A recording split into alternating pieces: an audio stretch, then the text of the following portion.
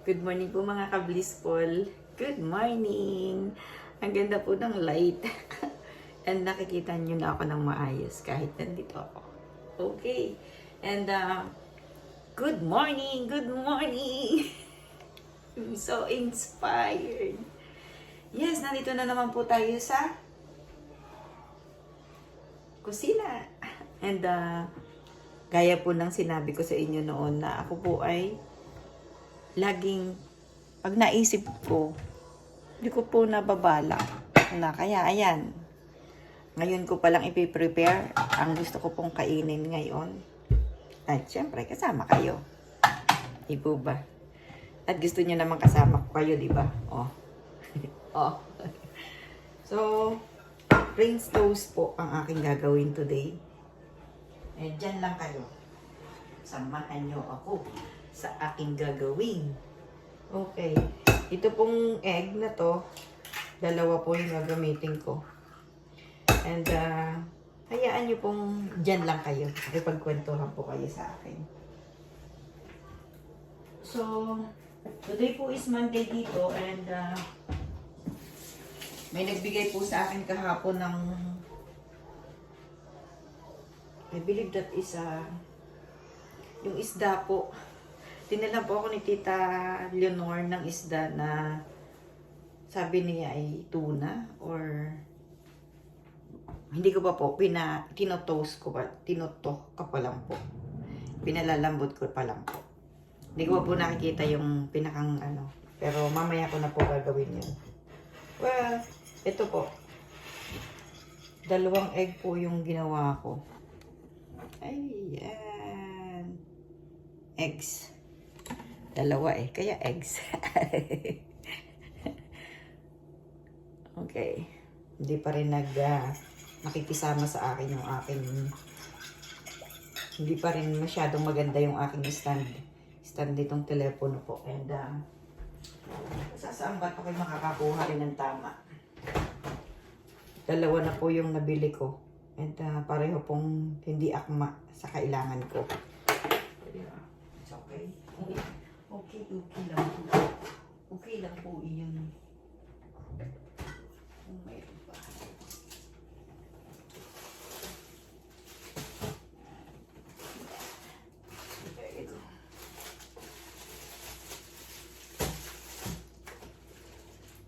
Tingnan niyo po yung bigay ng aking kay Tita Maria na ginatan. Nako. Hanggang diyan po yan nung ibigay niya sa akin. 2 araw lang sa akin. Grabe. Grabe pong pag-ibig ng mga tao niyan sa akin dito. Yung mga nakikilala kong mga Pilipina. Siyempre, kami po ay nagtutulungan dito. Kung ano po ang mayroon ng isa, ay kay binibigyan po namin. Hinahatian po namin ang bawat isa. And yun po yung pinakamaganda dito. Parang nakakita kayo ng pamilya sa Pilipinas. Parang na rin ako nasa Philippines. Yun nga lang yung panahon. Ako, nakita ko po sa balita may panibagong bagyo. Wala po tayong gagawin kundi ang manalig lang sa Diyos. Alam po natin na hindi tayo niya bibigyan ng ikapapahamak natin. At kanya pong hahadlangan ang mga sakuna na darating po sa ating bansang Pilipinas. Yan, maraming panahon na po tayo na nakasurvive, di po ba? Diyan sa mga nangyayari sa Philippines. So, ayan. Gaya ng katulad nung pinakita ko sa inyo dati nung niluluto ko na ganito.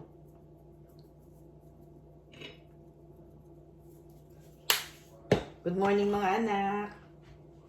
Nakachat ko po ang aking panganay kahapon. Bago po siya matulog ganyan. Tingnan nyo kung saan ang aking naiisip ko sa ko nilalagay. Hindi ako sa dami po ng aking naiisip kagulo pa.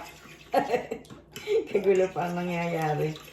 Pasensya po sa inyong mga nanay. Alam ko po yung ibang nanay talagang ah, detalyado na yung ginagawa or sanay na.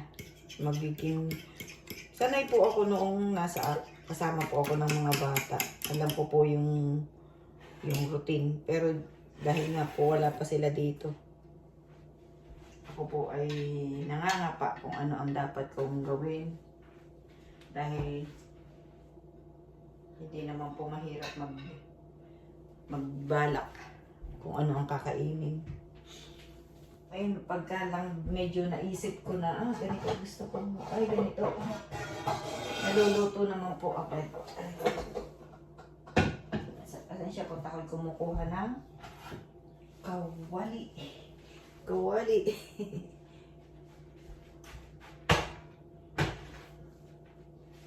Yan po ang magandang lutoan pagka itong mga ganito ang niluluto.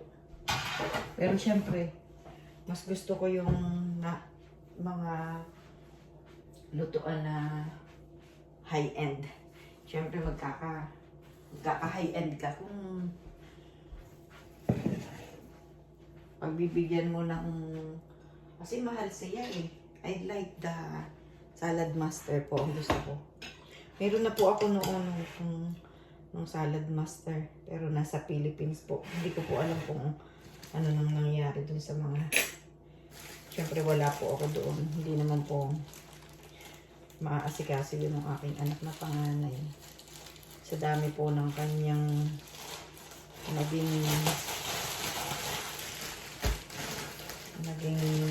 kumbaga, siya po ay dalaga. Sana naranasan niyang magdalaga ang iniisip lang niya ay yung sarili niya, pero hindi nga po nagkaganon.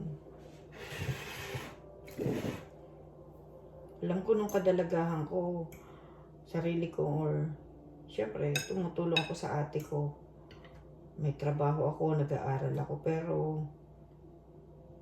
wala po akong responsibilidad sa, may responsibilidad po ako dun sa ate ko. Alam kong pwede ako magtrabaho ng, yung is, ipagluto siya. Pero nung pong college ako, hindi po ako, nung dentistry na po yung kinukuha ko, parang hindi ko na rin po maintindihan ang pagka-basic ko kasi nag-aaral, lahat.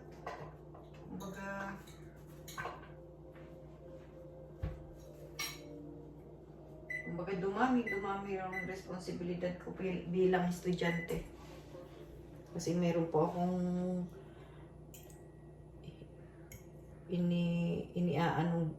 kumbaga, yung pong scholarship ko, kailangan ko pong maayos, di po pa. Dapat ay yung aking grade is maayos, di po.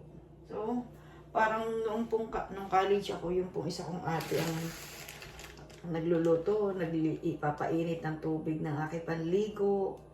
Sasabihin pa niya, yung pagkain mo nasa mesa, kasi papasok din po siya.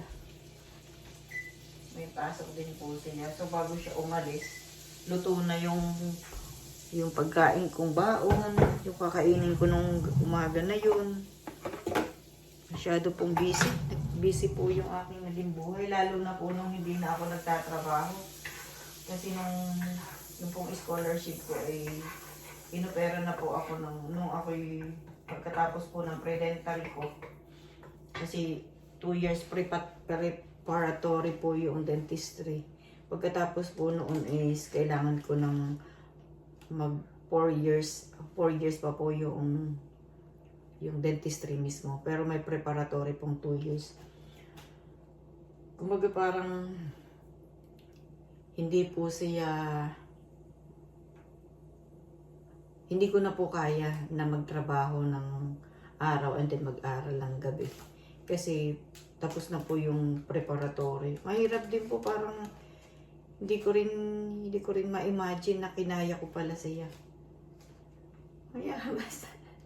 Kasi di po ba pagbata tayo, parang babanjing-banjing tayo dun sa pag-aaral. Pero hindi.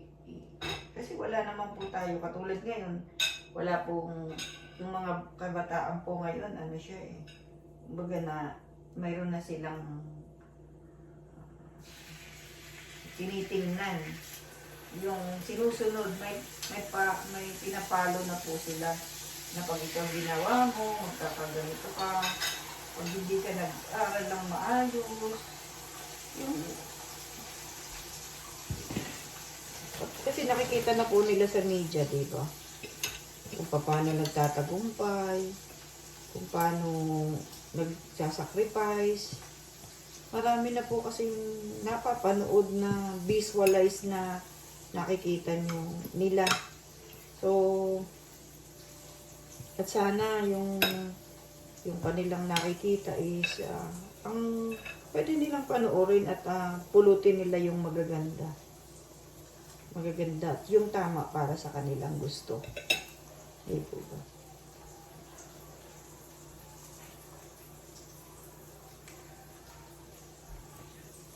Gustong kumain ng ginatan.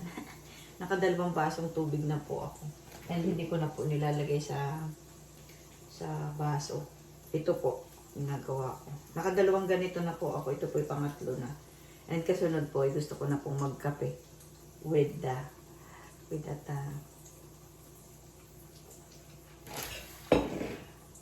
Kumusta po ang mga nanay dyan? Mamaya po pagising ninyo, mapapanood nyo na po ito. And yung pong mga nasa ibang lugar, nakita ko po na pinapanood na rin po ako sa iba't ibang panig ng mundo. And good morning everyone. And alam ko po may translation itong aking video or vlog. So, maiintindihan po ninyo. Yan, yung po mga kaibigan ko, kahit po mga puti, gusto po nilang kunin yung aking YouTube channel para po gusto po daw po nilang mapanood. I don't know. Pero, sabi ko nga po, Tagalog po yun, but I want it. They said. So, thankful and blessful po, diba? Hindi ko akalain na mapupunta rin ako sa ganitong ng pagbablog. I'm so blessed po and I'm so glad. Yes.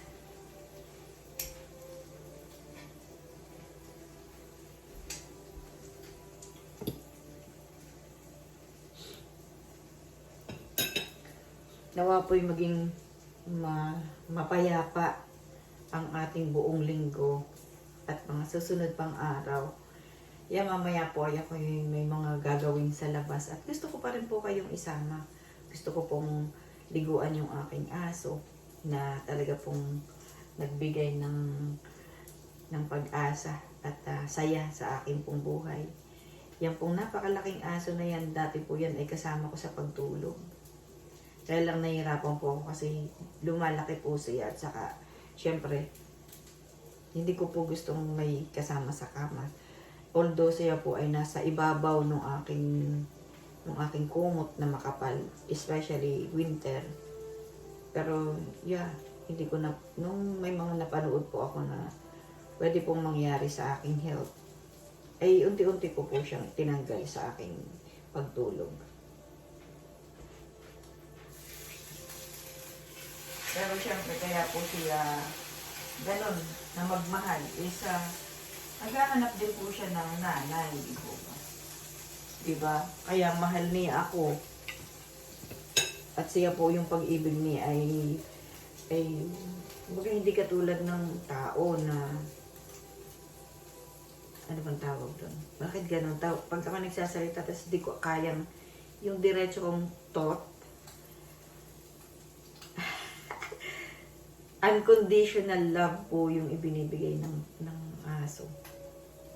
Kaya yung pong aking bunso, na mayroon po siya, nagkaroon po siya bilib na binigyan po siya ng ate niya, si Lara, ng aso noong pong magkahiwalay kami.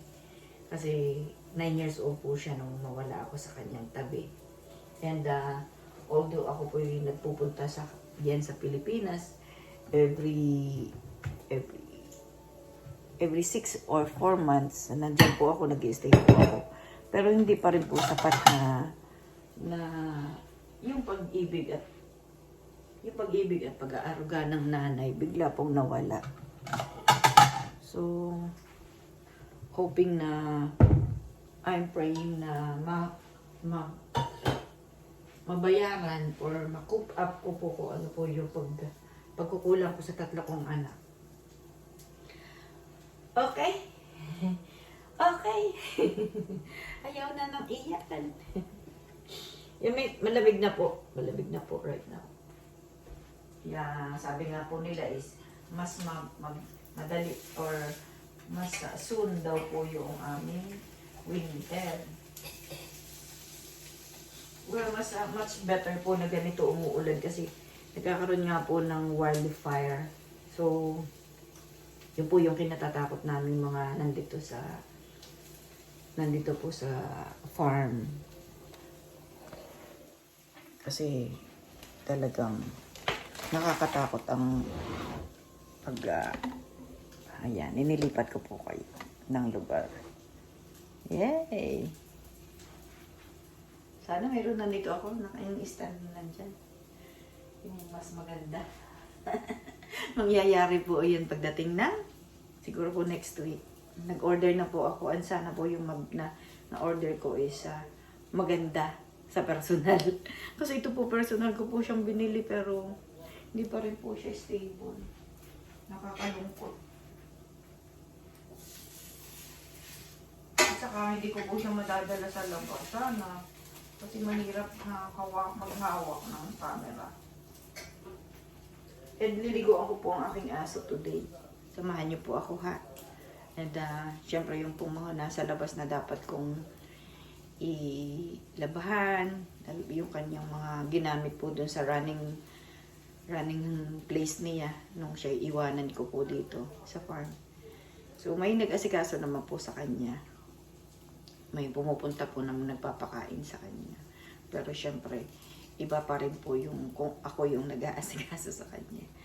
So, yun po muna and have a blessed day everyone. Ingat po kayo palagi.